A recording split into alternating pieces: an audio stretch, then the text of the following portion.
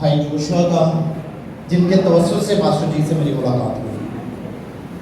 Pastor मैं George का शुक्रगुजार हूँ और उनकी मोहब्बत का शुक्रगुजार हूँ कि जब भी उनसे रिक्वेस्ट करते हैं तो अपने बिजी स्केड्यूल में से वो वक्त निकाल कर आते हैं।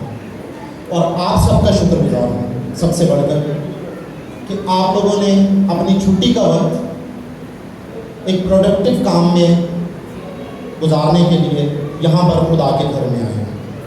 मैं उम्मीद करता हूँ आप बिल्कुल खैरियत से होंगे। तो आप ठीक हैं, आप खुश हैं? तो खुदा यीशु मसीह के लिए जोरदार तालियां बजाएं।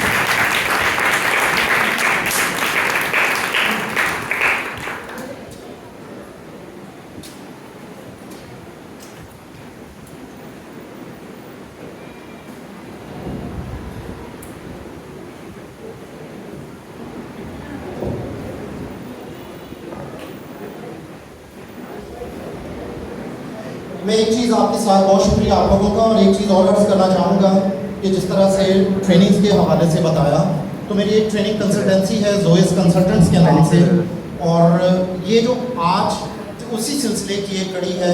ये आइडिया कुछ हैच हुआ 4-5 साल पहले। ट्रेनिंग फील्ड में हूँ, खुदा का शुक्र करता हूँ, खुदा ने पूरे पाकिस्तान में मुझे इस्तेमाल किया है और इसमें मेरा कमाल नहीं है। बहुत सारे लोग हैं जो मुझसे ज़्यादा काबिल हैं, लेकिन खुदा मुझे गैर कौमों के दरमियान इस्तेमाल करता है, सरफराज करता है। मैं इस बात के लिए खुदा का शुक्रगुजार हूँ। और ये आइडिया हैच हुआ इस तरह से कि अगर खुदा ने मुझे ये स्किल्स दी हैं जो मैं गैर अक़वाम में मुख्तलिफ़ तरह की ट्रेनिंग्स करवा रहा हूँ, तो क्यों ना अपने लोगों के लिए उन सलाहियतों को, उन स्किल्स को, उस नॉलेज को इस्तेमाल किया जाए। तो 4 साल पहले ये सेशंस जो हैं वो स्टार्ट किए मैंने, जो मुख्तलिफ़ तरह के मैं सेशंस कंडक्ट कर रहा होता हूँ, जो बाहिर मसलन टीचर्स की ट्रेनिंग करवा रहे हैं, हेड्स की ट्रेनिंग करा रहे हैं, मुख्तलिफ़ प्रोफेशनल्स की ट्रेनिंग करा रहे हैं, कम्युनिकेशन स्किल्स पे अगर आप ट्रेनिंग करवा रहा हूँ मैंने एडिक्शन पे बहुत सारे सेशंस लिए हैं। लेकिन हर एक ट्रेनिंग को खुदा के कलाम के साथ ब्लेंड किया। हर एक टॉपिक जो भी ट्रेनिंग का है वो खुदा के कलाम के साथ ब्लेंडेड है, और ये यूनिकनेस है मेरी ट्रेनिंग्स की।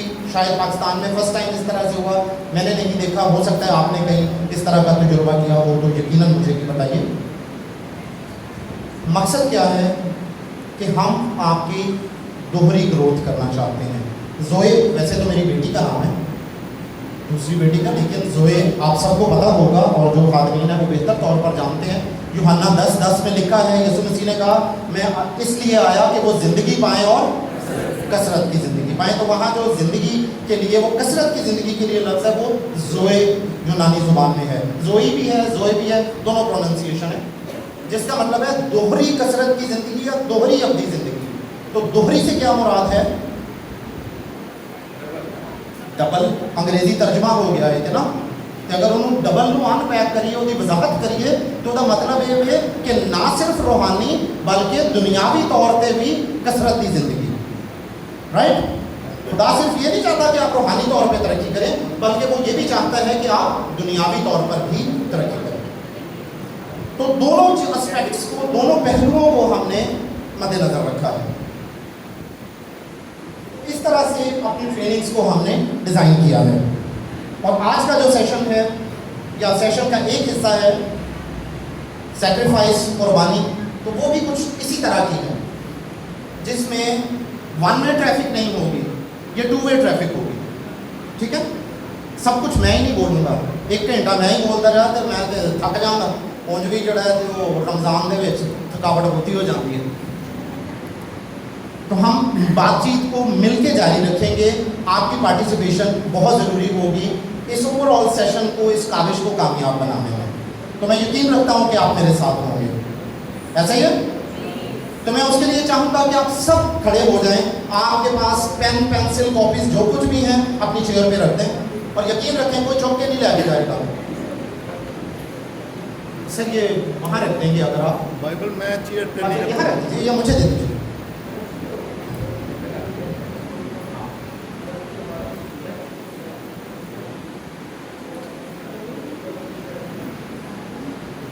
जी, अब मैं चाहूँगा कि आप अपने दोनों बाजू सीधे कर लीजिए ऐसे, ठीक है। अपने बाजू सीधे रखिएगा, मुझे बोलना है इसलिए मैं हाथ नीचे कर रहा मैं हाथ नीचे करूँ तो आपने हाथ नीचे नहीं कर लेने, लेकिन एहतियात रखिएगा कि किसी को चोट ना लग जाए और आपको भी चोट ना लग जाए। मेरी आवाज आ रही है? तो जब मैं 1 बोलूंगा तो आप एक दफा क्लैप करेंगे, जब मैं 2 बोलूंगा तो आप कितनी दफा, और जब मैं 3 बोलूंगा तो आप तैयार हैं? Are you ready? मजा नहीं आया। Are you ready? 1 3 1 2 3 1 2 3 1 2 3 1 2 3 1 2 3 1 2 3 1 2 3 1 2 3 1 2 3 1 2 3 1 2 3 1 2 3। Thank you so much, तशरीफ रखिए, बहुत शुक्रिया आपका।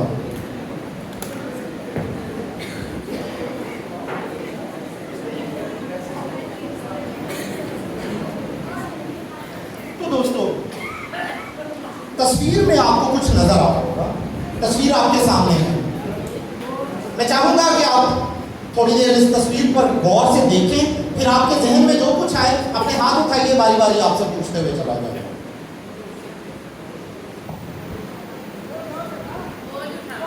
जी, बोझ, एक और बहन, बोझ उठाना, ठीक है। और भाइयों में से कोई छोटी चट्टान को उठाया हुआ है। जी बेटा, पापों का बोझ, ओके, ठीक है। और कोई आइडिया? जी, उस साइड से।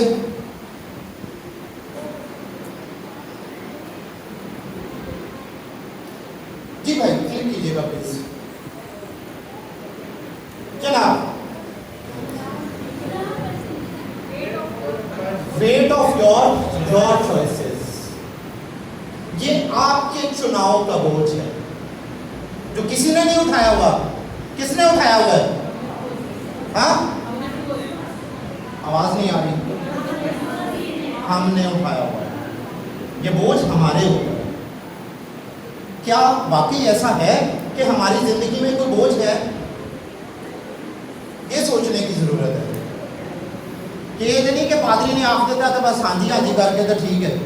क्या बोझ है हमारी जिंदगी में? जी, कोई एक बोझ कोई साथी बताए मदद के लिए, ताकि सब उसको अंडरस्टैंड कर सके। क्या बोझ हो सकता है? जी बेटा, गुनाहों का बोझ। अब गुनाहों का बोझ एक बहुत बड़ा लफ्ज है, गुनाह। उसको कैसे, उसको जो है वो समझें। गुनाह तो अनपैक करा के बहुत बड़ी गल हो जाएगी ना, बहुत सारे गुनाह हो सकते हैं। जी, दुखों का बोझ, ओके, दुख हो सकते हैं। अब दुख भी मुख्तलिफ तरह के हो सकते हैं, उन्हें तो पता नहीं किहड़े दुख ने।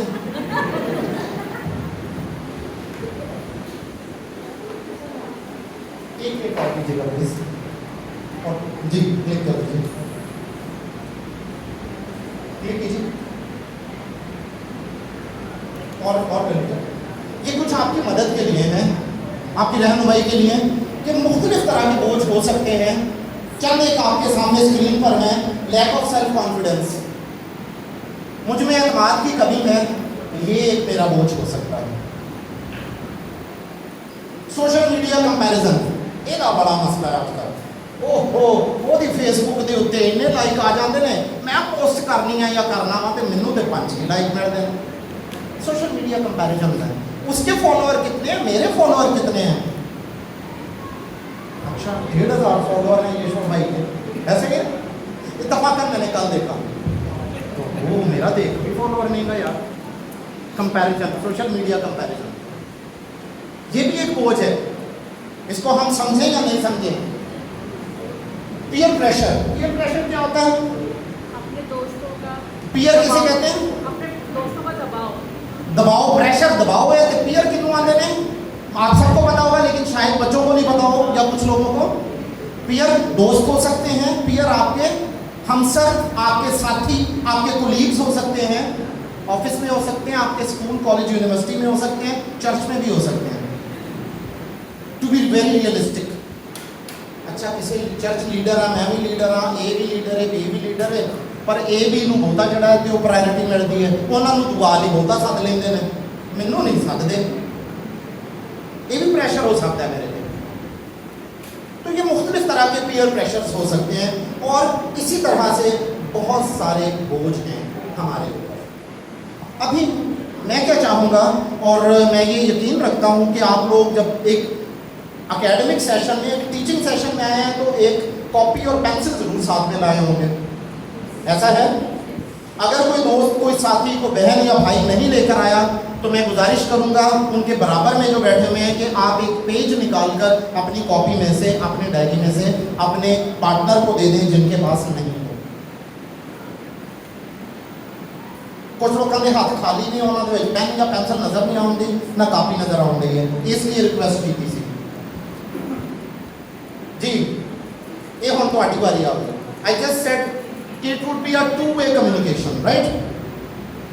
मैं चाहूँगा कि आप 2 मिनट का वक्त लीजिए और आप सोचिए आपके ऊपर कौन से प्रेशर्स हैं, कौन से दबाव हैं, कौन से बोझ हैं। ठीक है, हमने वेट की बात की थी ना, पट्टा चुकिया से। कोई से 2 सबसे अहम बोझ आप अपनी उस पेपर स्लिप पर लिख लीजिए। ठीक है, 2 मिनट का वक्त है, सोच भी लीजिए और लिख भी लीजिए।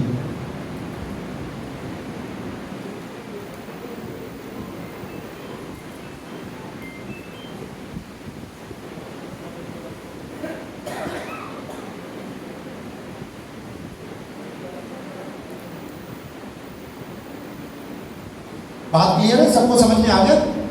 अगर किसी को समझ में नहीं आया तो आप पूछ सकते हैं।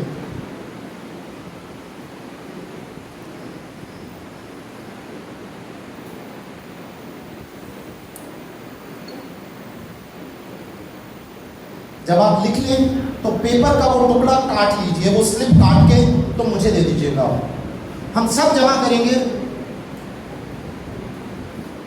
और आखिर में बताऊंगा क्या करना है उसका।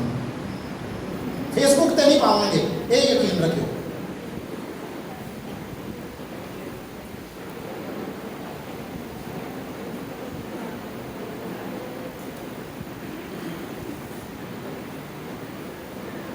कुछ सर झुके हुए हैं, कुछ हाथ चल रहे हैं, इट मीन्स के लोग अभी काम कर रहे हैं।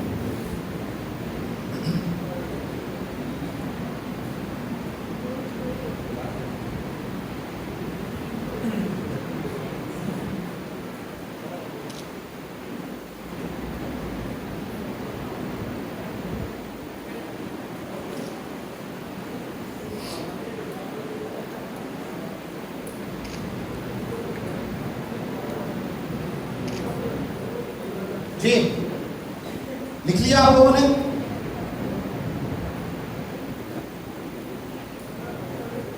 अभी कुछ आवाजें वहां पर चल रही हैं, बातचीत कर रहा है कभी कोई लोग। मैं आपको एनकरेज करूंगा कि 30 सेकंड और लीजिए और इसको लिख लीजिए।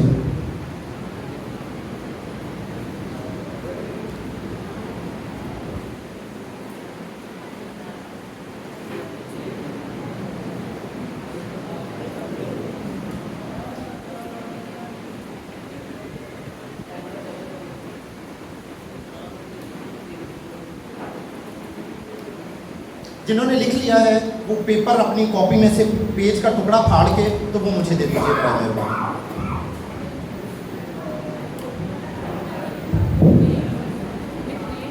No, there is no need of them. नाम है हम करते हैं। अच्छा, थैंक यू।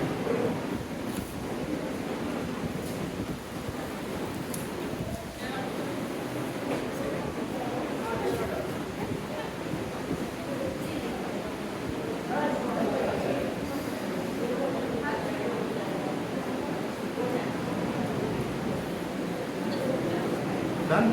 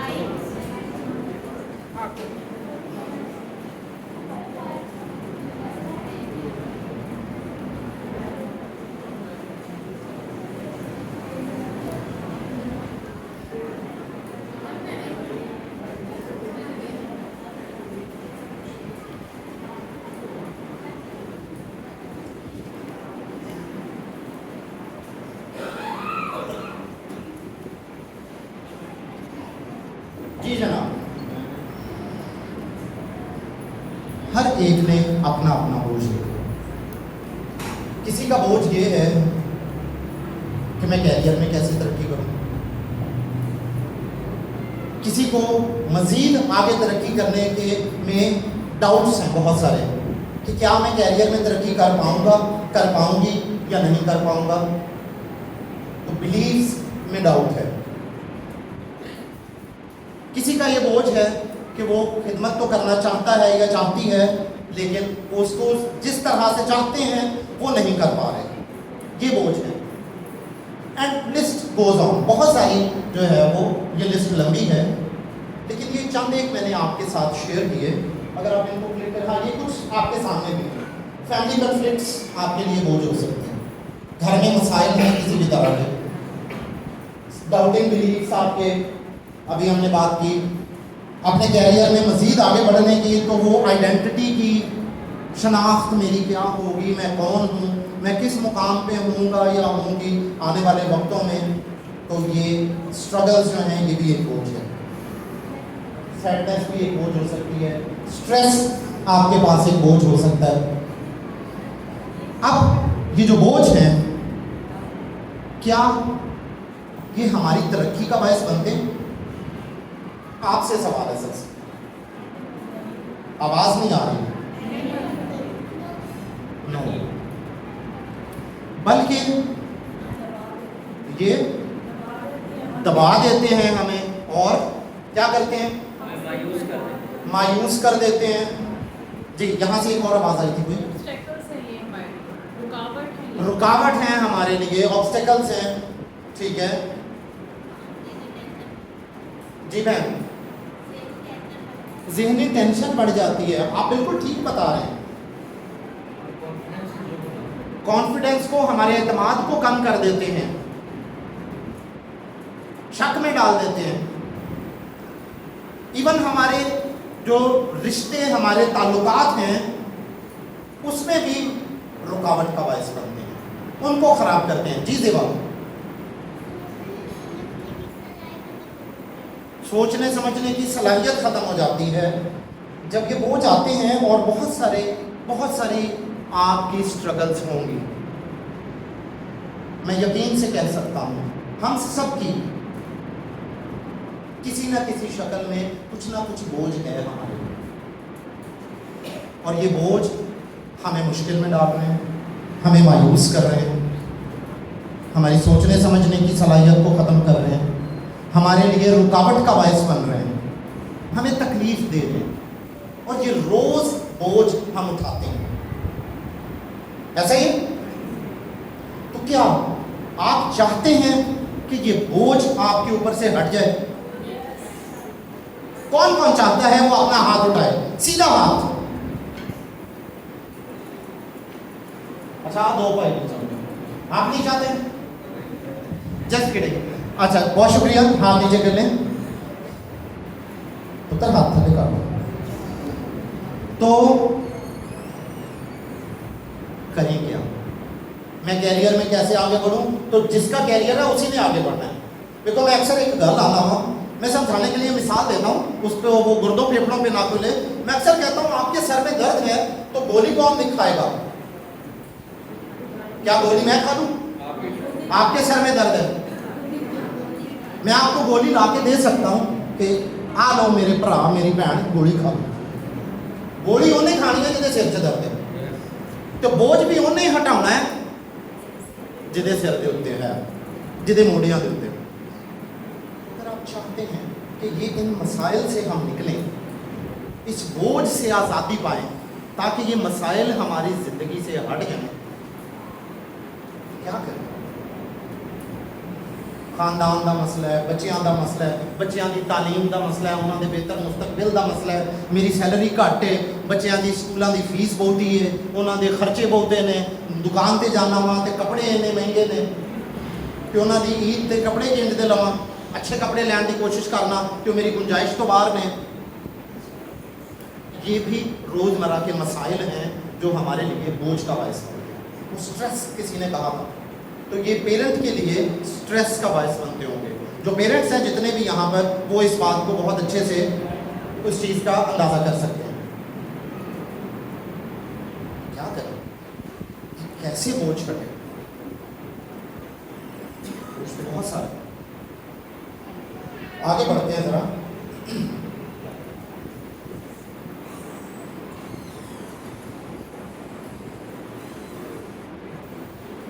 तो देखिए,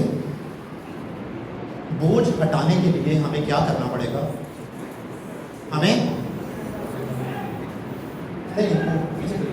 वो कुर्बानी देनी पड़ेगी। अगर मैं बहुत ज़्यादा सोशल मीडिया पे जाता हूँ, बहुत ज़्यादा फ़ोन को यूज़ करता हूँ, तो मुझे क्या करना होगा? ये एक बोझ है मेरे लिए, तो मुझे क्या करना होगा? इसको कम करना पड़ेगा। अगर मैं डाइन आउट बहुत ज़्यादा करता हूँ तो फिर बाद दे विच मैं जड़ा है 20 तरीक तो बाद गुस्सा करना, घर दे विच बेगम नाल लड़ना वा, पैसे कितने चले गए ने, तनख्वाह लिया के सारा दिन तेनों पहली नूं दे देना वा, तो उसके बाद तू जड़ा चुनानी है कि पैसे मुक गए 20 तरीक में, 10 दिन किंज लंघावांगे, किते कोलों कर्जा लवां? तो क्या करना होगा? इस बोझ को कम करना होगा। कौन कम करेगा? खुद करना पड़ेगा, राइट? तो हमें बर्डन या जो वेट है उसको अनबर्डन करने के लिए, उसको से छुटकारा पाने के लिए कुर्बानी देने की जरूरत है। ये दोनों एक दूसरे से वाबस्ता है। वो जैसे उर्दू में कहते हैं ना, चोली दामन का साथ है, तो इन दोनों का चोली दामन का साथ है। बर्डन है तो कुर्बानी भी है। आपके किसी भी एक बोझ की वजह से आपके ताल्लुकात में, वो खुदा के साथ भी हो सकते हैं, रिश्तेदारों के साथ भी हो सकते हैं, उनमें रुकावट है, उसमें मसाइल हैं, आप खुदा को प्रॉपर वक्त नहीं दे पा रहे, गुस्सा आ जाता है तो फिर दुआ भी नहीं हो पाती। बस सब ऐसे ही है, हमारे साथ भी ऐसे ही होता है। असी भी इंसान हैं, पादरी इंसान ही होंगे, सुपर ह्यूमन नहीं होंगे। तो और कभी मसाइल ऐसे होते हैं, आपको गुस्सा आता है, आप दुआ का जो वक्त है उसमें दुआ नहीं कर पाते, तो खुदा के साथ आपका जो ताल्लुक है उसमें प्रॉब्लम आ रही है, कुर्बानी देने की ज़रूरत है। तो कुर्बानी क्या है? एक मीनिंग हमारे पास क्या है, जनरलाइज उसका जो मीनिंग है, जो पहला मफहूम है, जो आपने कहा कम करना पड़ेगा, छोड़ना पड़ेगा, तो सेक्रीफाइस लफ्ज़ का लफ्ज़ी मतलब अगर हम उसको अनपैक करें तो इसका मतलब है गिव अप समथिंग, किसी चीज़ को छोड़ देना, उसका मतलब है कुर्बानी। एक क्लिक कीजिए, वन क्लिक। सेक्रीफाइस का एक और लफ्ज़ का मतलब है, ये दरअसल लातीनी ज़ुबान से सेक्रीफाइस अंग्रेज़ी में आया है, सेक्रीफिशियम से। तो अगर लातीनी ज़ुबान में उसके मफ़हूम को देखें तो उसका मतलब होता है टू मेक सेक्रेड, पाक करना। और आगे बढ़ते हैं तो फिर हमारे पास कुर्बानी का बिब्लिकल कॉन्टेक्स्ट भी है। बाइबल के तनाजुर में हम उसको देख सकते हैं कि कुर्बानी क्या है, क्योंकि कुछ चीज़ें तो मैं छोड़ सकता हूँ। सिगरेट पीता है अगर कोई, अगर या वो कुछ और दूसरा काम करता है, तो उससे क्या हो रहा है? एक सिगरेट 10 रुपए का, 20 रुपए का, 30 रुपए का, इस तरह से एक सिगरेट। वो सिगरेट जरा कोई रुपये का होता सी, आज जो 30 रुपये का शायद गोल्ड लीफ। तो अगर मैं एक सिगरेट दिन में पीता हूँ तो 30 रुपये मेरे ज़ाया होंगे, और अगर मैं 10 सिगरेट पीता हूँ तो मल्टीप्लाई कर लो, कितना हो जाएगा? भैना ने फौरन कैलकुलेशन कर दी, क्योंकि उन्होंने घर का हिसाब चलाना होता है ना, इंतजाम। बहुत शुक्रिया आपका, बहनों के लिए जोरदार तालियां, भाई बजाएंगे। 300 रुपये मैं ज़ाया कर रहा हूँ, तो इसको किसने छोड़ना है? कोई दूसरा आगे छड़ाएगा मेरे को? किन्ने छड़ना है? मैं ही छड़ना कुछ, लेकिन चीज़ आने के मेरे को नहीं छुड़ियाँ जान है ना, तो उसने मैनू किसी ने मदद की भी जरूरत रहेगी। क्या करें, सारा कुछ मैं ही करा, फिर मैं चेंज करा। ये भी एक बोझ है कि मैं अकेला कैसे इन चीज़ों को अनबर्डनाइज करूं। लेकिन मेरे अजीजों, हमारे लिए एक आसान रास्ता है। जी भाई प्लीज,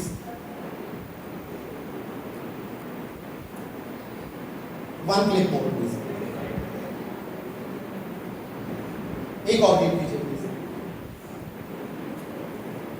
ऐ मेहनत उठाने वाले, ऐ बोझ से दबे हुए मेरे बेटे मेरी बेटी, कोई पुकार रहा है, आपको आवाज दे रहा है, जो आप बोझ से दबे हुए हैं, जिस बोझ को भी आपने कागज पर लिखा है, उस बोझ से अगर आप छुटकारा नहीं पा सकते हैं तो खुदा का कलाम पुकार पुकार कर आपको कह रहा है, आज आपको ये मौका दे रहा है कि कोई है जो आपके बोझ को उठा सकता है। सारे बोझ आप खुद से नहीं खत्म कर सकेंगे, खुद से नहीं फेंक सकेंगे, लेकिन कोई है जो बड़े यकीन से, वसूख से ये कह रहा है। और क्या कह रहा है? ऐ मेहनत उठाने वालों और बोझ से दबे हुए लोगों, सब मेरे पास आओ। एक जना, दो जने, तीन जने, चार जने की नहीं कर, एक गिरोह की नहीं कर, फलाना आए फलाना ना आए, सब मेरे पास आओ, मैं तुमको आराम दूंगा। आमीन। अंग्रेजी में पढ़े तो क्या लिखा है? एक सेकंड पीछे जाइएगा। Come to me all you who labour की है आ मजदूरी करने आ ਜਿਹੜੇ ਅਸੀਂ ਜਿਹੜੇ ਕੰਮ ਕਰਨੇ ਆ ਮਜ਼ਦੂਰੀਆਂ ਅਸੀਂ ਆ ਵੀ ਮੈਂ ਮਜ਼ਦੂਰੀ ਕਰਨ ਦੇ ਆਪਦੇ ਖੇਤ ਦੇ ਵਿੱਚ, ਠੀਕ ਹੈ। All who labour and are heavy laden, बोझ तो दबे ने ਜਿਹੜੇ, I will give you rest, आराम। आमीन। तो मेरे अजीजों, मेरे और आपके लिए खुशखबरी है कि हम बोझ के तले नहीं दबे रह सकते। कोई है जो हमारा बोझ उठाने वाला है, कोई है जो उस बोझ को उठाकर आपसे दूर फेंक देगा और आप बोझ से आजाद हो जाएंगे। और वो कहता है कि मेरा जुआ ले लो जो नर्म और मुलायम है। आमीन। अब मैं चाहूंगा कि आप सब खड़े हो जाएं।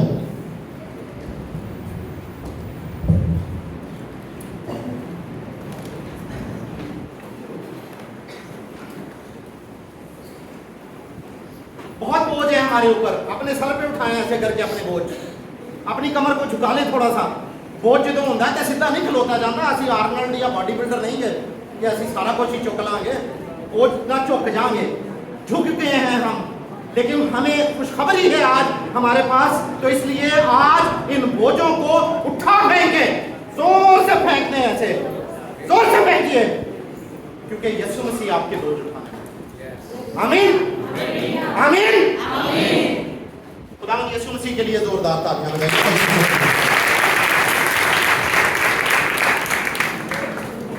मेरे अजीजों, कुर्बानी हर एक दौर में, हर एक वक्त में, हर एक यूनिट में देखें, अगर हम फैमिली पहला यूनिट है, बेसिक यूनिट है। किसी भी जगह पर मैं अपनी जनरलाइज ट्रेनिंग्स में भी हमेशा अक्सर मिसाल देता हूँ खानदान की, फैमिली की, वहाँ से शुरू होता है। एक बहुत बड़ा ऑफिस का सेटअप भी है, तो उसकी भी इकाई फैमिली खानदान से शुरू होती है। वहाँ बाप ईद पे कपड़े नहीं लेता ताकि अपने बच्चों को अच्छे जूते कपड़े लेके दे सके, ये भी कुर्बानी है, ये भी कुर्बानी है। अपने कैरियर पर तवज्जो नहीं देता बाप अपने बच्चों के लिए, तो ये भी कुर्बानी। अगर वो सिंगल हो तो सकता है वो मजीद एक्सेल कर सके, लेकिन क्योंकि उसके बच्चे हैं, उन पर फोकस करना, उन पर खर्च करना ज़्यादा ज़रूरी है, तो ये भी क्या कर रहा है? वो कुर्बानी है। लेकिन मेरे अजीज़ों, और ये कुर्बानी का कॉन्सेप्ट इब्तदाई आलम से है, दुनिया के हर एक मुआशरे में, हर एक मज़हब में, हर जगह पर मौजूद है। लेकिन हम खुदा के कलाम में, बाइबल के तनाजुर में देखेंगे कि खुदा का कलाम हमें ये तसल्ली बख्शता है, खुदा का कलाम हमें ये तक़वियत देता है कि हमारे लिए कुर्बानी का इंतज़ाम है। और ये वो वाहिद कुर्बानी है जिसने हमारे हर एक बोझ को, हमारे हर एक गुनाह को उठा दिया है। मैं सिगरेट तो शायद जड़ा आप छड़ लवा, मैं शायद जड़ा तो गुटखा खाना तो छड़ देवा, लेकिन मेरा जड़ा गुनाह का बोझ है वो कौन चुकेगा? वो किमें छड्डांगा अपने आप तो? गुनाह तो मैं ही करन दिया वा, वो तो मेरे ते ही रहना। मेरे किसी भी कुर्बानी के नाल गुनाह मेरे तो दूर नहीं हो सकता, ਉਹਦੇ लिए किसी को होना पड़ेगा। और उसके लिए मेरे अजीजों, जो पुकार कर कहता है कि ऐ बोझ से दबे हुए, वही है जो कुर्बानी मेरी भी और आपकी भी। प्लीज आगे फॉरवर्ड कीजिए। एक और, यस, आप बारी बारी क्लिक करते जाइएगा। एक क्लिक कीजिए। खुदा के कलाम में हम देखते हैं कि खुदा का कलाम हमें ये तसल्ली बख्शता है। हम उसे खुशखबरी क्यों कहते हैं? खुशखबरी क्यों होती है? गुड न्यूज़ अंग्रेजी च आने गॉस्पेल आने। गुड न्यूज़ क्यों है? खुशी की खबर की होती है? अच्छी गल, दिल खुश हो जाता है ਉਹਦੇ ਨਾਲ, है ना?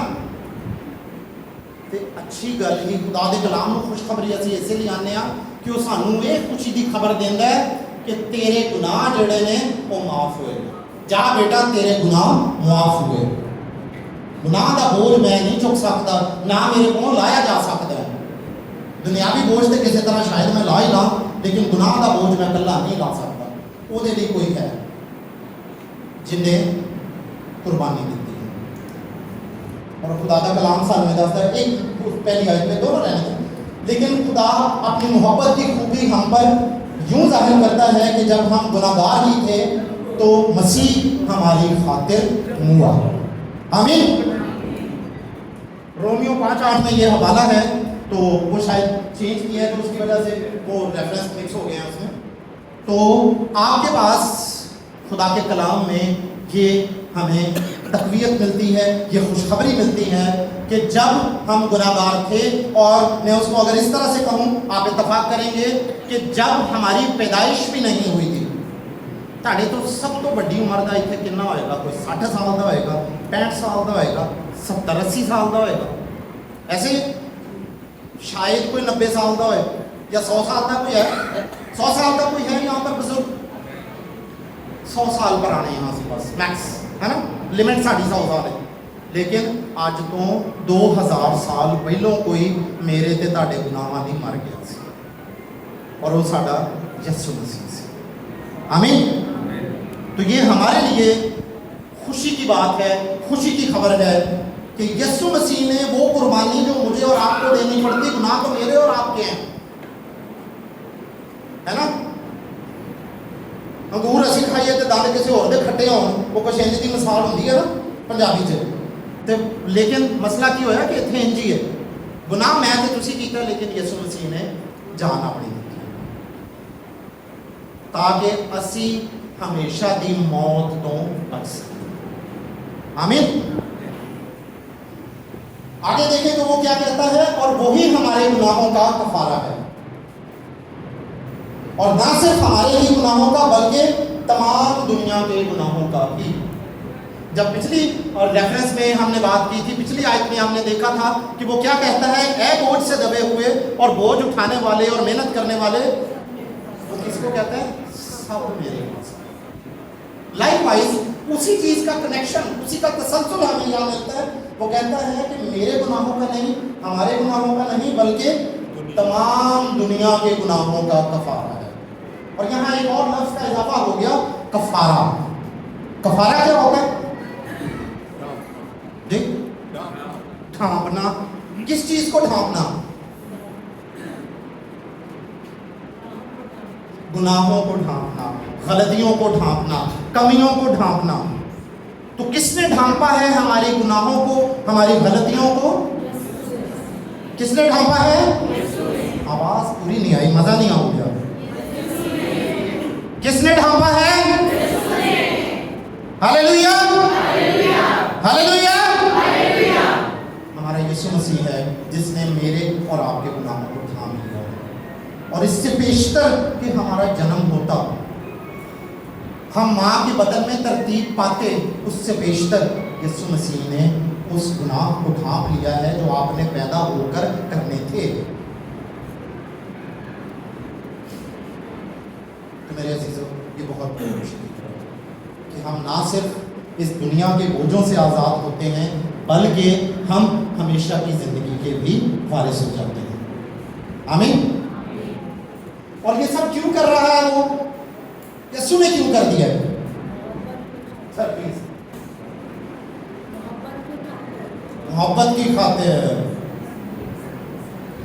और कोई आप में से जोर से पढ़ देगा इसे?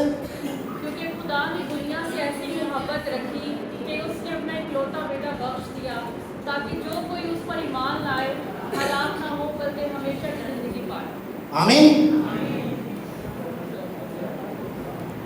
वो आयत जो मुझे और आपको तसल्ली देती है और ये भी बताती है, ये तकवीयत देती है, ये यकीन दहानी कराती है कि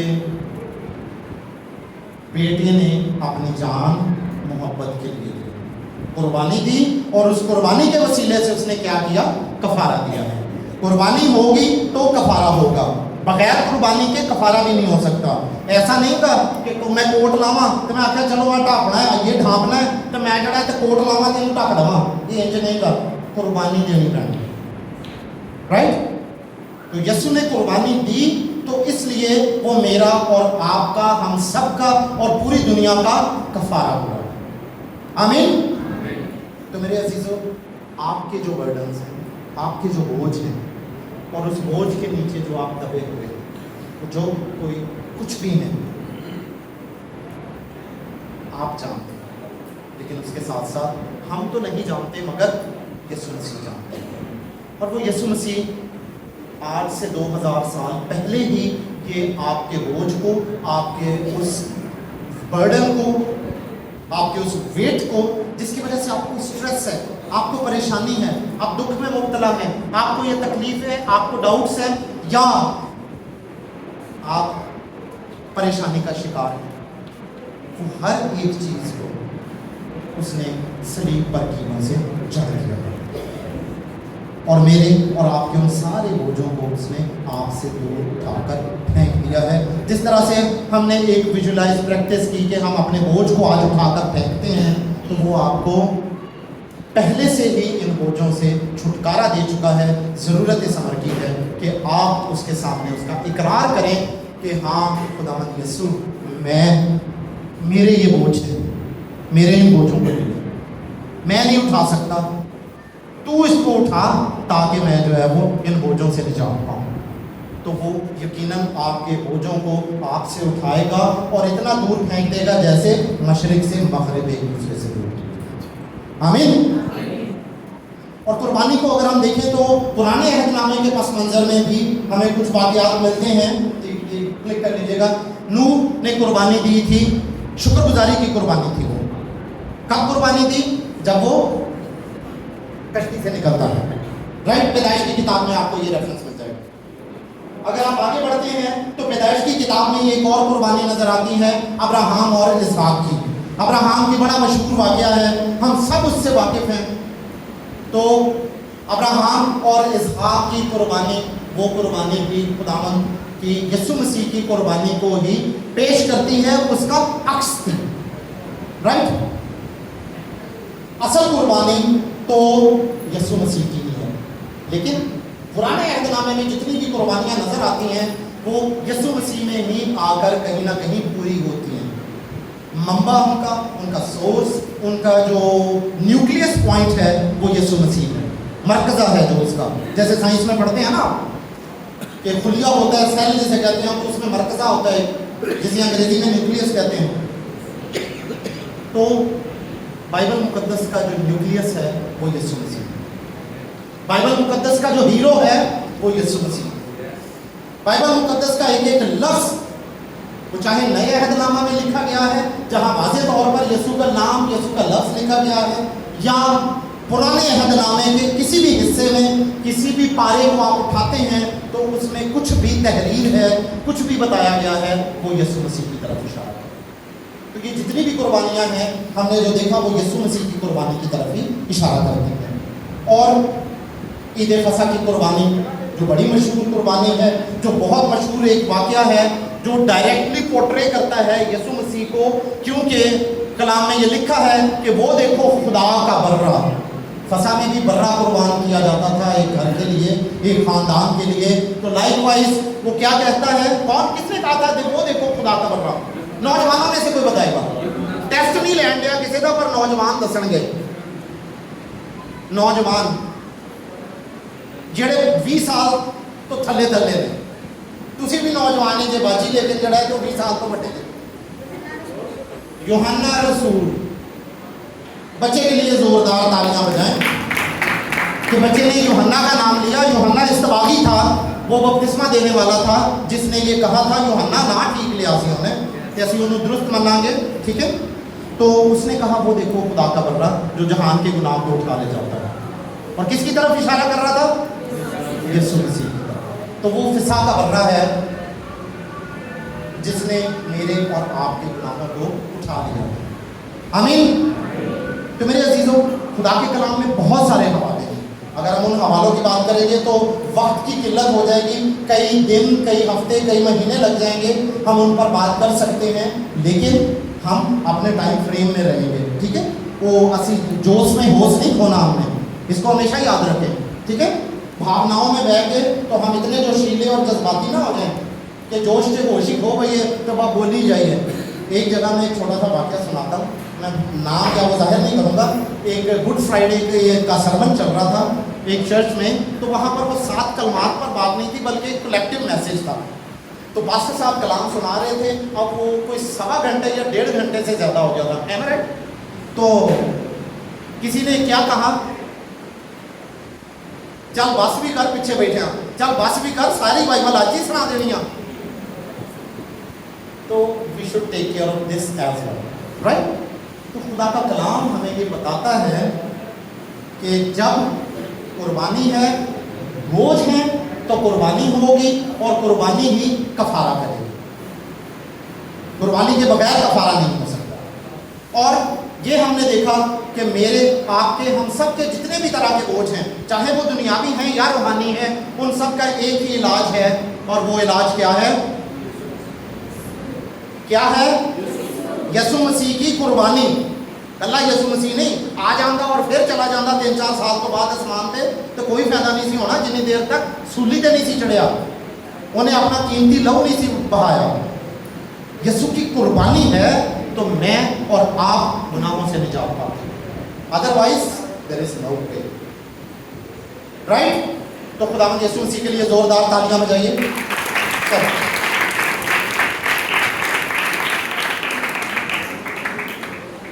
अब 1-2 जनरल से सवाल हैं जो इस पर शायद हम थोड़ी सी बात करेंगे। मैं आप लोगों से पूछना चाहूँगा कि हमने बात की हमारे बोझ थे और यीशु मसीह ने हमें इन बोझों से निजात दी, तो इससे फर्क क्या होता है? जी ठीक कीजिएगा प्लीज। एक सवाल जो आप सबके लिए कि यीशु मसीह ने हमारे नहीं, अब मैं यहाँ कहूँगा आपके बोझ उठाए। हर एक शख्स के फर्दन फर्दन अपने आप से सवाल करें कि यीशु ने मेरे बोझ उठाए तो उससे मेरी जिंदगी पे क्या असर पड़ता है। आप 1 मिनट लीजिए, सोच लीजिए, सोच के मुझे जवाब दीजिए। मैं वो टीचर नहीं कि जिहदे मूँह च सवाल होए तो जवाब पहलों चाहिए। असीं बहुते इंज दे टीचर होंगे ना, टीचर के नाल मसला होंदा है। मैं भी टीचर ही हाँ बेसिकली, तो वो आंदे ने टीचर नूं होंदा मैं सवाल बाद च करा, बच्चा जवाब पहलों दे दे। लेकिन एजुकेशनल थ्योरीज हैं जो, बीइंग एजुकेशनिस्ट अगर मैं बात करूं तो एजुकेशनिस्ट क्या कहते हैं, जो स्कॉलर्स हैं वो क्या कहते हैं कि बच्चे को थिंकिंग टाइम, सोचने का वक्त ज़रूर दें। सवाल किया तो सोचने की दिमाग में तो प्रोसेस करना है ना, इतने भी तो कुछ चलेगा। जब तक यहाँ चलेगा नहीं तब तक जवाब जुबान से कैसे आएगा, राइट। कंप्यूटर पे भी आप कुछ टाइप करते हैं, कोई कमांड देते हैं तो थोड़ा सा टाइम लेता है जवाब देने में। चैट जीपीटी को असीं बड़ा इस्तेमाल करने हैं ना आजकल, तो उन्होंने आने वो मेरे लिए आ काम कर दे, तो चैट जीपीटी की करता है, कभी कभी भुल ही जाता है। वो करद्या घंटा ना भी जाता, तुसीं उन्होंने लिखते रहते जे हाँ की होया, हाँ मैं लगा मैं करन दिया वा, इंज ही है ना। बच्चे मुस्कुराउंदे ने, नौजवान, उन्होंने तजुर्बा है ना।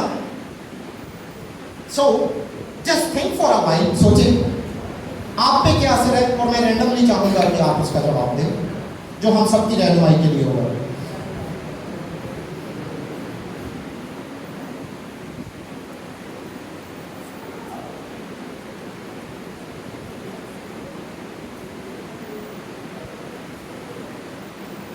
जी सर। हमारी जिंदगी में खुदावंद पर ईमान बढ़ता है। थोड़ा सा हमारी जिंदगी में खुदावंद पर ईमान बढ़ता है और हम एक मुतमईन जिंदगी गुजारते हैं। बहुत शुक्रिया, भाई के लिए जोरदार तालियां बजाएं। जी बेटा, आप आगे आ जाएंगे, माइक पे यहाँ पे बात कर लें। एक ये ना समझो कि ਤੁਹਾਡਾ ਇੱਥੇ ਟੈਸਟ ਲੈਣ ਦੇ ਆ, ਹੋ ਸਕਦਾ ਹੈ ਕਿ ਤੁਹਾਡੇ ਇੱਕ ਜੁਮਲਾ ਕਿਸੇ ਦੀ ਜ਼ਿੰਦਗੀ ਬਦਲ ਦੇ। माफी और बर्दाश्त पैदा होगी। आमीन। यसु मसीह की कुर्बानी या उस बोझ उठाने के सबब से बेटी ने कहा कि मेरे अंदर मुआफ़ी और बर्दाश्त पैदा होती है। आप अपना तजुर्बा बता रहे हैं, मैं यही एक्सपेक्ट कर रहा हूँ। जी, अब इस साइड से।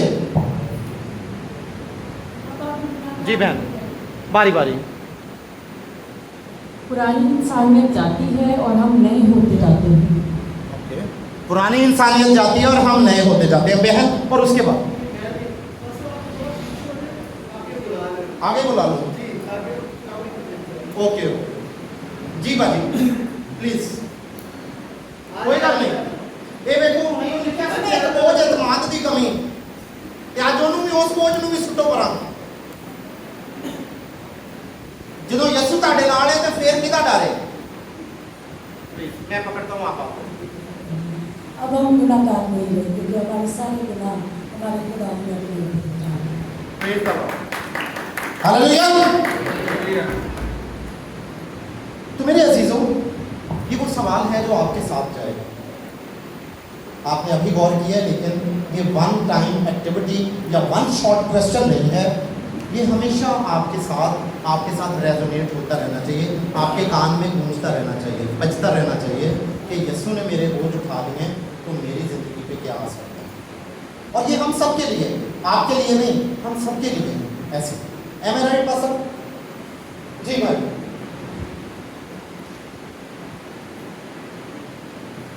जी, अब मैं चाहूँगा कि वो भाई और बहन जवाब देंगे जो अभी तक नहीं बोले।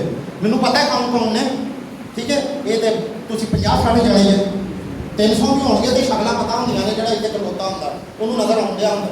तो मैं चाहूँगा, मैं इनकरेज करना चाहता हूँ दरअसल आपको कि आप बात करें, आप बताएं कि यीशु मसीह की कुर्बानी हमारे उठाए हुए बोझों से कैसे ताल्लुक़ रखती है। बोझ तो मेरा था, आपने सोचना ये बोझ तो मेरा था, यीशु क्या कुर्बान हो गया, वो बेचारा किसी माँ का लाल क्यों मर गया। Sorry, it is just on lighter note ना।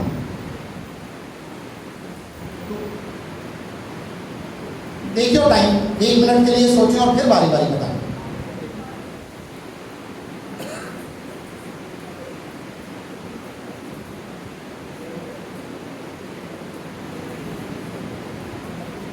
जी बेटा, बच्चे के लिए जोरदार तालियां हो जाए, उसकी करेज के लिए, हौसले के लिए कि उसने पहल की। क्योंकि हम उसके बेटे और बेटियां हैं और उसने हमें पैदा किया, उसने हमें तकलीफ किया, इसलिए। Praise the Lord. क्या नाम है आपका? एड्रिक। इनका ख्याल है क्योंकि उसने हमें तख्लीक किया है, वो हमसे प्यार करता है, हम उसके बेटे बेटियां, इसलिए उसने मेरे बोझ, मेरे गुनाह को लेकर कुर्बान हो गया। बाजी और उसके बाद आप जी आए।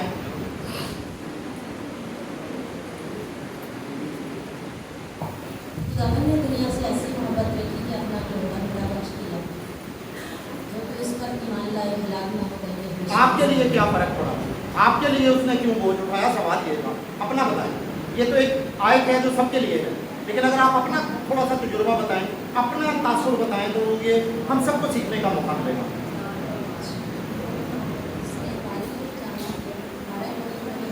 ठीक है, क्यों उठाया? क्योंकि हम जिंदगी पाएं और कसरत की जिंदगी पाएं। बहन के लिए जोरदार तालियां हो जाए। जी बेटा, आप फिर आप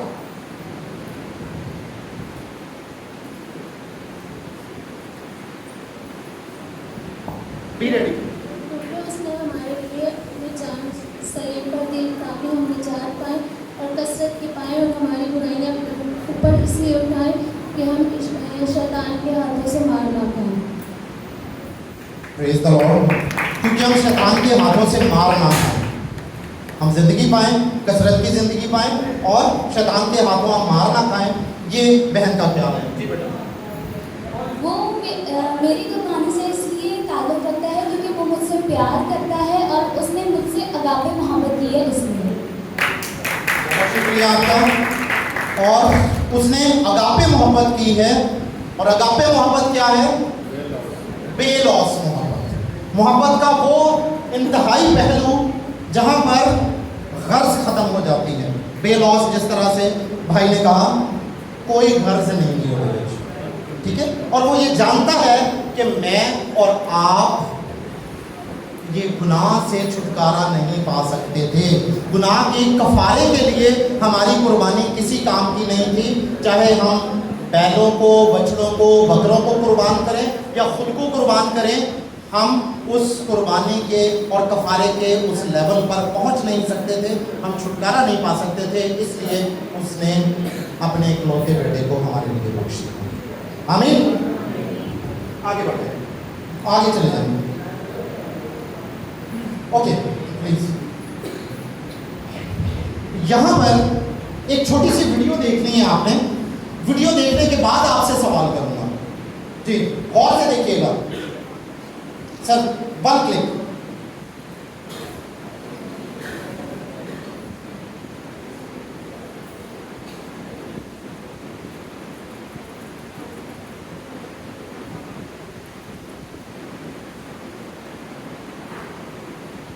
जी मेरे अजीजों, वीडियो में क्या देखा आपने?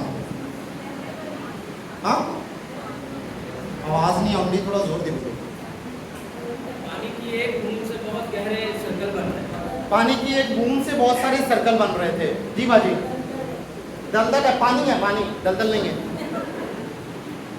देखा मैं इन्हों क्लियर करना पहले आ देखो जी। बोझ नीचे डूब गया। अच्छा, बोझ नीचे डूब गया और उसके बाद नीचे सो गई। ओके। और अगर हम सिर्फ इस वीडियो पे रहें तो वो पानी का कतरा या कोई चीज़ गिरी पानी में और फिर पानी से क्या हुआ, वो सर्कल में छोटी छोटी लहरें बनी जो दूर तक चली गई। इस अमल को क्या कहते हैं? पानी के बट्टे सुट्टे जो निके होते हैं कभी, हाँ असी तो सुट्टे हाँ, बल्कि घुमा के इंज करके सुट्टी दे सन, गीटे होंगे सन, गीटे वो जरा तो उन्होंने घुमा के सुटते सन, तो 3-4 बारी वो उसके ऊपर से फ्लाई करता हुआ, स्लिप होता हुआ जाता था, तैरता हुआ जाता था। ऐसा ही था, कभी कीता ने असा ने कीता। तो अब इस अमल को क्या कहते हैं? इस अमल को कहते हैं, उसका एक खास लफ्जी बेटा नहीं अब पानी निकल गया ਜਿਹੜਾ ਉਹਦੇ ਵਿੱਚ ਬੱਟਾ ਮਾਰਨ ਨਾਲ ਕਿਹੜਾ ਖੁਦਾ ਦਾ ਪਤਾ ਲਾਉਂਦਾ, ਉਹ एक टेक्निकल ਉਹਦਾ कोई लफ्ज है जी। स्ट्रेच, ओके, वो तो तनाव होता है। Splash, okay, sorry, wave motion, ठीक है। हाँ वेख्या सीखो इसलिए, ओके, जिमा के लिए तालियां बजाइए। तो इसका नाम क्या है? इस अमल को क्या कहते हैं? रिपल इफेक्ट कहते हैं। सर क्लिक कीजिएगा प्लीज, एक जस्ट 1 मिनट।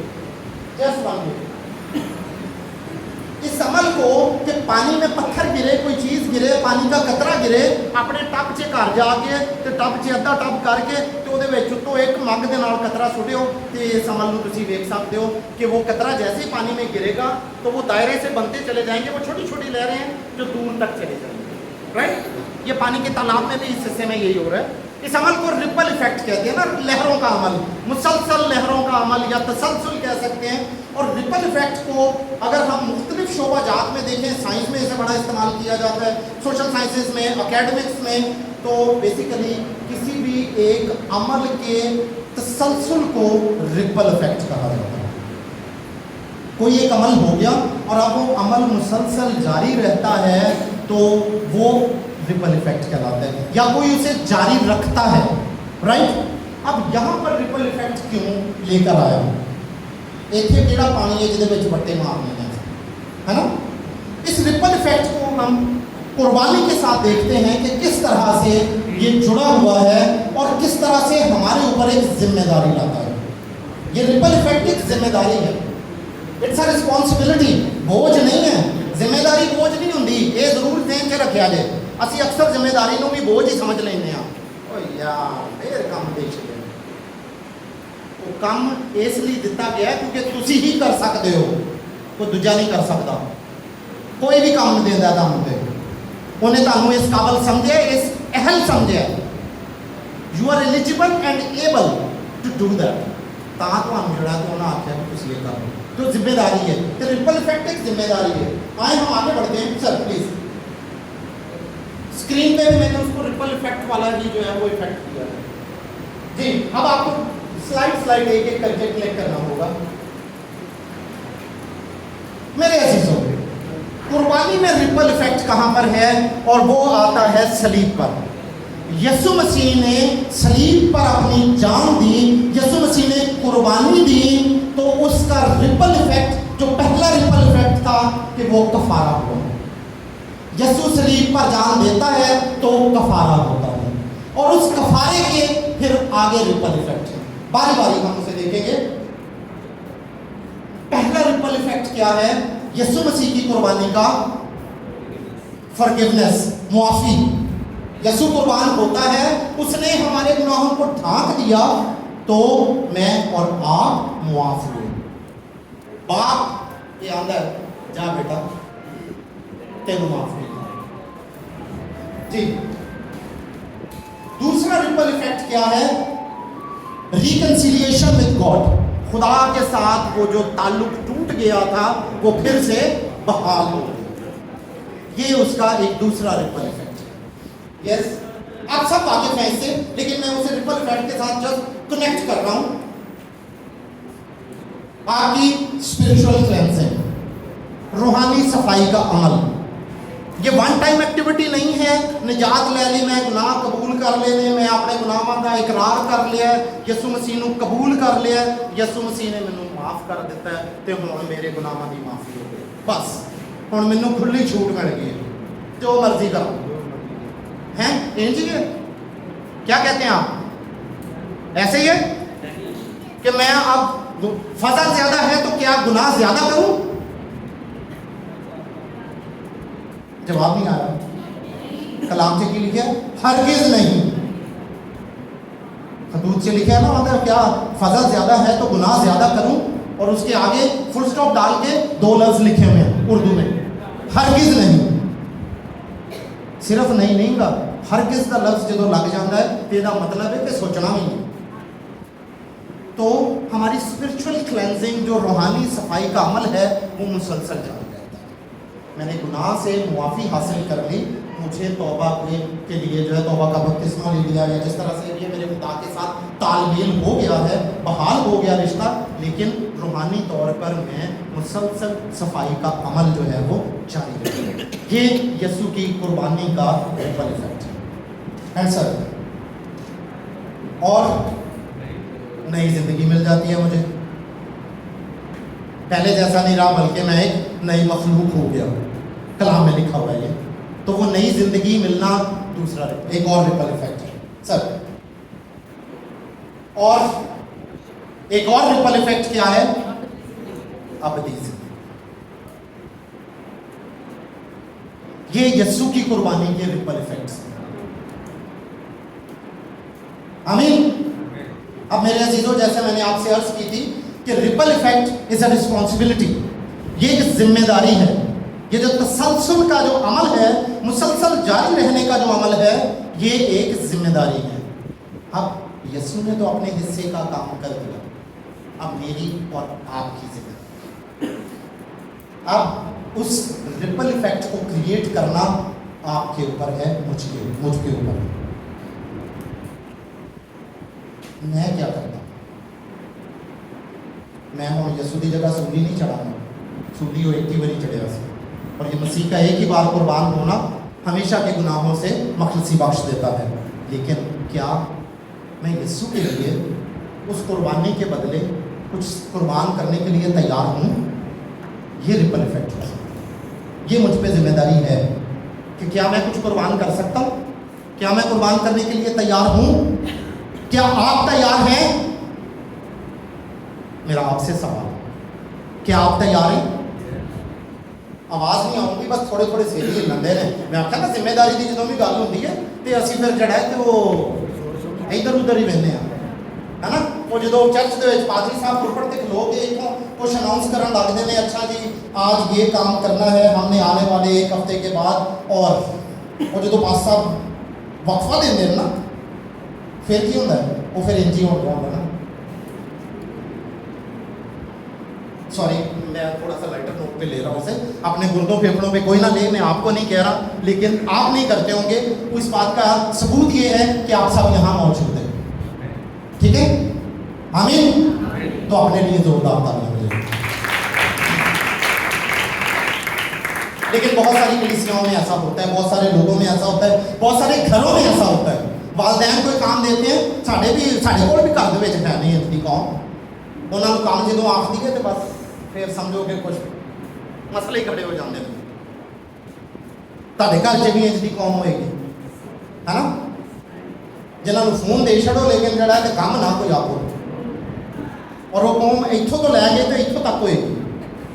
नहीं तो उत्ते हाँ जी, वो होर भी उत्ते कर लेने थोड़ा जा। तो ये जिम्मेदारी है, ये रिपल इफेक्ट है जो आप पे जिम्मेदारी है। तो क्या आप इस जिम्मेदारी को लेने के लिए तैयार हो? तो मेरे अजीजों, मैं चाहूंगा कि आप अपनी कॉपी पेंसिल फिर से खोल लें। सर एक क्लिक और कीजिए please. Your turn to create the ripple. अब आपने उस रिपल इफेक्ट को क्रिएट करना है जो मुसलसल जारी रहेगा। कौन सी ऐसी कुर्बानी है उसको आप सोचिए, ताकि आप उस कुर्बानी को यीशु मसीह के लिए करेंगे, मेरे लिए नहीं, पास्टर साहब के लिए नहीं, लीडरशिप के लिए नहीं, यीशु मसीह के लिए, खुदा के लिए। खुदा ने आपके लिए इतना बड़ा काम किया कि आपको हमेशा की जिंदगी बख्श दी, आपके गुनाहों को माफ कर दिया। तो क्या उसके बदले में, उसके रिटर्न में, उसके जवाब में क्या कुछ छोटा सा काम कर सकते हैं? कोई ऐसी कुर्बानी दे सकते हैं हम? मैं गेम खेलना बहुत ज़्यादा, मैं आपको 1-2 मिसालें देता हूँ आपकी आसानी के लिए। मैं गेम खेलना वा, मैं वो जड़ा है गेम खेलना छाड़ता हूँ। हाँ, मैं मोबाइल बहुत ज़्यादा वेखना वा या वेखनी हाँ, मैं वह टाइम घट करदा।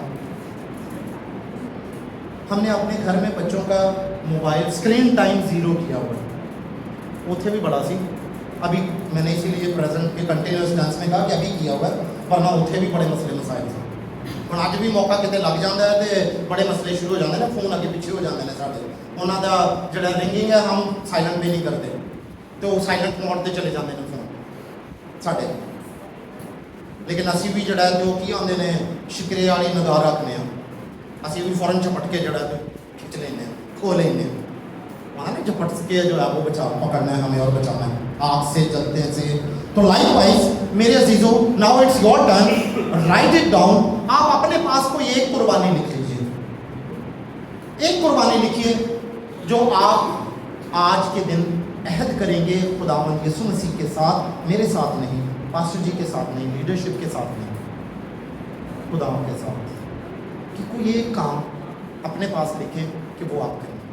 वो किसी के लिए दुआ करना हो सकता है, किसी के घर पे जाके उसके जो है वो आप उसको इमोशनल सपोर्ट या मॉरल सपोर्ट दे सकते हैं, या वॉट एवर, कुछ भी। आप चर्च में टाइम दे सकते हैं, अच्छा जी मैं ये वाला टाइम आपको जो है वो चर्च में, पास्टर जी मैं आपको आधा घंटा या 1 घंटा डेली का चर्च में दूंगा, सैटरडे संडे को दूंगा या दूंगी, वॉट एवर। वो कोई भी कुर्बानी हो सकती है। 2 मिनट हैं आपके पास, ठीक है? Take your time. सवाल क्लियर है?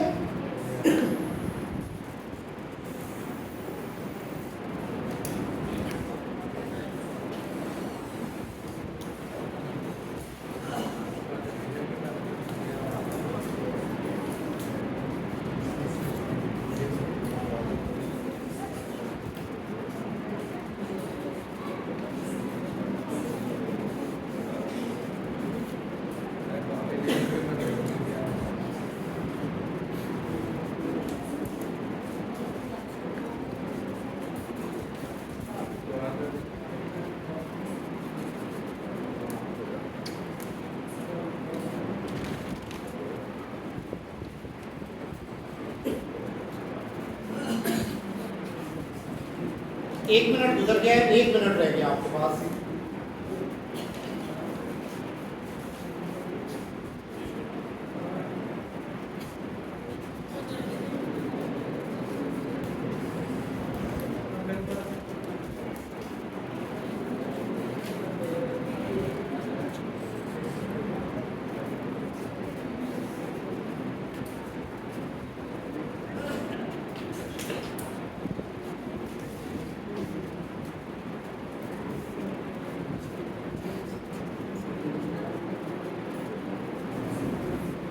लास्ट 30 सेकंड्स हैं आपके पास।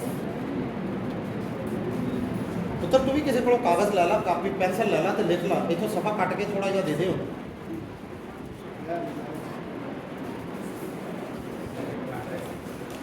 लिखना आंदा ही?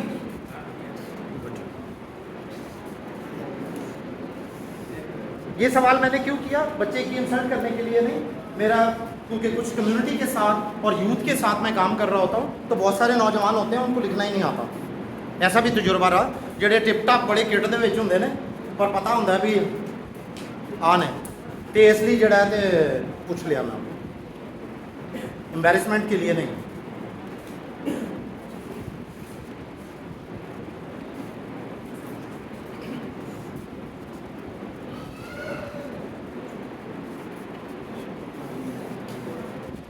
Your time is up.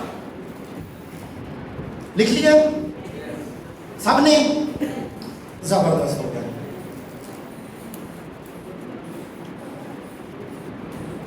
Sir click करेंगे प्लीज।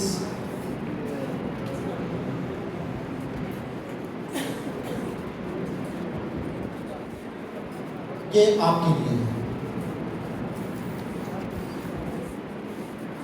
क्या लिखा है? कोई आप में से अगर पढ़ दे तो। Therefore, if anyone is in Christ, he is a new creation. All things have passed away. Behold, all things have become new. आमीन। दूसरा करंथियों 5वां बाब और उसकी 70वीं आयत का हवाला है, और यहाँ पर किसी ने पहले ये बोला भी था कि अब हम मसीह में क्या हैं? नई मखलूक है। तो जब हम खुदावंद यीशु मसीह में नई मखलूक हो जाते हैं तो देखो पुरानी चीजें जाती रही। तो पुरानी चीज दे विच अगर मैं कुछ भी करता हाँ, कुछ भी करता सा या करती सा, तो वो सा हो गया था, past tense. Now I am a new creation, एक नई चीज हूं, है प्रेजेंट टेंस, जमाना हाल, राइट, ग्रामर दी जुबान दे विच। तो अब मैंने क्या करना है, दैट इज इंपॉर्टेंट, राइट। और ये बस आपके लिए है, आप इसे अपने साथ रखेंगे और सर एक क्लिक और करेंगे आप please. And now this is a 40-day challenge for you. 40 दिन का चैलेंज क्या है आपके लिए? अच्छा, ये 40 दिन जड़ा ते कोई खास वजह ये नहीं कि किसी रिसर्च की वजह तो रखे ने, या 40 दिन जड़ा ते यसू के दुखों की वजह तो। अगर उसको कलेक्टिवली देखें तो साइंटिफिक रिसर्च ये बताती है कि किसी भी आदत को बदलने के लिए 22 से कोई 265 या 267 दिन लग चाहिए होते हैं। और 40 डेज का जो पीरियड है, आप देखिए बाइबल में जा बजा 40 का हिस्सा आता है ना। 40 दिन मींह पैदा रहा सी, सब खराब हो गया। 40 दिन ही एलिया दिन ते रातां जड़ा ते की करदा रहा, तुरदा रहा, पेंडा करदा रहा को किरमल ते जान दी। 40 दिन ही मूसा पहाड़ ते रहा, ठीक है। 40 का हिस्सा है। 40 साल बनी इसराइल जो है वो चक्कर लगाते रहे मौदा सरजमीन तक पहुंचने के लिए। और अगर नए अहदनामा में आते हैं तो बड़ी सबसे मशहूर एग्जाम्पल जो है हमारे पास 40 दिन की क्या है? क्या? यीशु मसीह ने रोजा रखा 40 दिन का। तो बिब्लिकल एस्पेक्ट है एक तो 40 दिन का, और दूसरा उसका जो साइंटिफिक एस्पेक्ट है या दुनियावी उसका पहलू क्या है, दोहरी तौर पर मैंने आपसे शुरू में भी जिक्र किया था। तो 40 दिन का पीरियड ये है, एक दरमियाना मीडियम टाइम है, जो किसी भी आप एक आदत को जब बदलने लगते हैं तो आपके दिमाग के जो मुख्तलिफ हिस्से हैं, हम उस टर्म्स में नहीं जाएंगे, तो दिमाग को उन आदतों को, नई आदत को अपनाने में और समझकर उस रूटीन पर आने में 30 से 40 दिन लगते हैं। ये साइंटिफिक रिसर्च है। तो इसीलिए अक्सर बॉडी बिल्डिंग के, अक्सर एक्सरसाइजेस के और किसी भी तरह के नशा छुड़ाने वाले भी तो वो 40 डेज चैलेंज जो है वो जनरली रखे होते हैं। 40 डेज स्ट्रेंथ चैलेंज ये भी है। आप देखें मुख्तलिफ जो है वो कराची में लगते हैं, वो लोगों को जो है वो स्ट्रेंथ ट्रेनिंग कराते हैं, तो उसमें भी पहले वो 40 डे चैलेंज देते हैं या 30 डे कि आप इसको पास करेंगे तो फिर उनके अगले लेवल में आप जा सकते हैं। कुछ स्पोर्ट्स से जवानी के दिनों में वाबस्तगी रही, तो इसलिए ज़रा मुझे भी थोड़ा सा जो है वो मालूमात रखता हूँ इधर उधर की ना। तो इसलिए आपने आज जो एक कुर्बानी लिखी है, आज जो आपने खुदा के साथ जो वादा किया है, उसके लिए 40 दिन का चैलेंज है। क्या करेंगे आप 40 दिन इस आदत को प्रैक्टिस करेंगे और उसके लिए मैं आपको इनकरेज करूंगा कि आप अपने पास्टर साहब से और जिन लोगों को वो आपके साथ मुकर्रर करते हैं अपनी ये डिस्कशन करें कि मैंने जी इस बात की कुर्बानी के लिए कहा। मैं आपसे नहीं पूछ रहा आपने क्या लिखा, लेकिन क्योंकि पास्टर साहब यहाँ मौजूद होंगे, उनकी टीम यहाँ पर मौजूद होगी, तो वो आपको कंटिन्यूअसली सपोर्ट करेंगे, मॉनिटर नहीं करेंगे। ਤੁਹਾਡੇ ਉੱਤੇ कोई जड़ा तो वो कोई थानेदार नहीं लग जाएगा, वो ਤੁਹਾਡੀ मदद करेगा, सपोर्ट करेगा।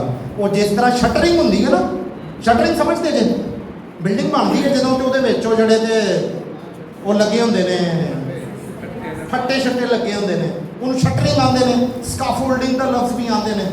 तो ज़रा असी थोड़ा देसी जबान इस्तेमाल करने तो फट्टे जड़े के तौर पर मदद देंगे। आप देखो चर्च की एक बड़ी सोहनी बिल्डिंग बनी है, इतने फट्टे अज भी लगे ने जी, पर जो बनती होगी उदों फट्टे लगे सन ना, इतनी शटरिंग लगी थी। एक खास मुद्दत तक जो 27-28 दिन शटरिंग लगती है, जितों तक मेरी नाकस मालूमात है। तो अगर कोई कंस्ट्रक्शन का ताल्लुक रखता है तो दस सकता है 25 तो 30 दिन का दौरान होता सर 16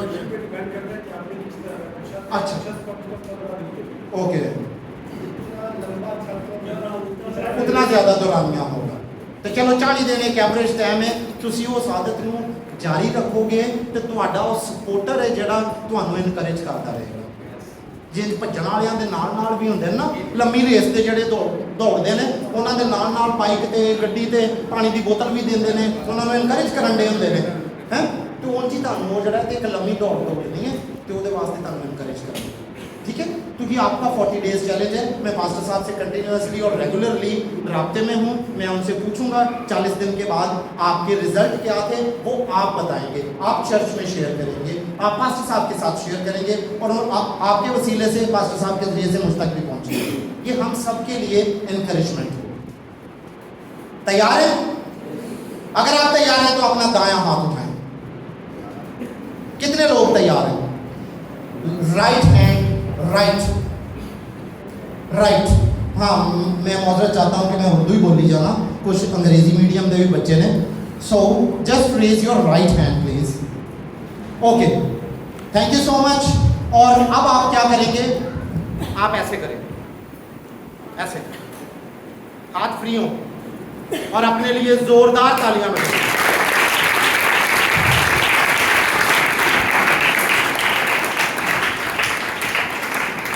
तो मेरे अजीजों, ये हमारा एजेंडा था।